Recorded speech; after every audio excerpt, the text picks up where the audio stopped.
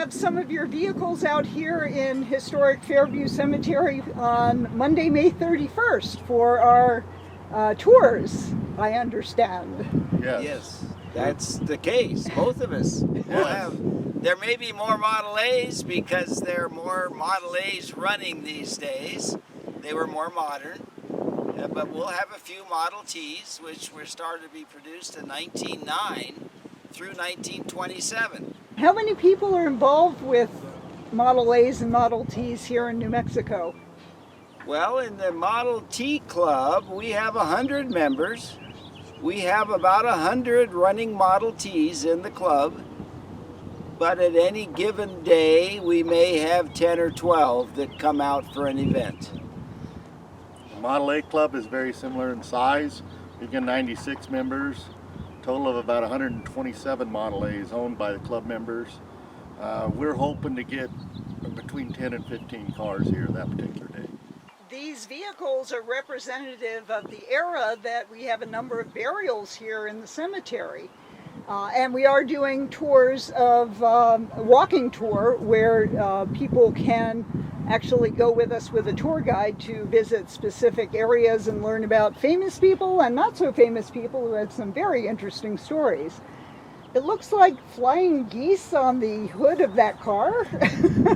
Ford was partial to the quail, so that is a quail. That is a period correct accessory that you could purchase back when the car was brand new.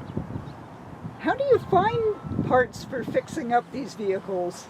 There's many parts being reproduced today. The Ford's the easiest of the old cars to keep running because there's several manufacturers making most of the parts we need.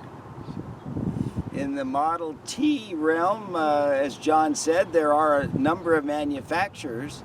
There are, however, a lot of Model T parts that are not being produced.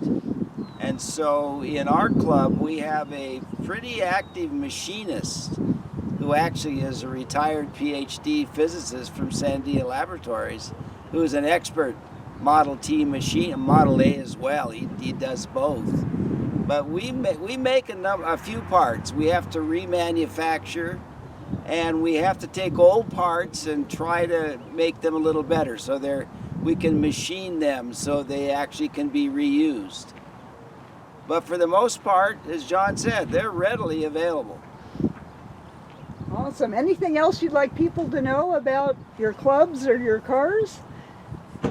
Well, we're interested in anybody in old cars to come out and have fun with us. We're not partial solely 100% to just Model A's. Do you have a web presence for your clubs? Yes, we do have a website. Our club is Poco Quattros, Ford Model A Club of America. If you go on that website, there is some ways to join, and you can see a video and stuff of what we do.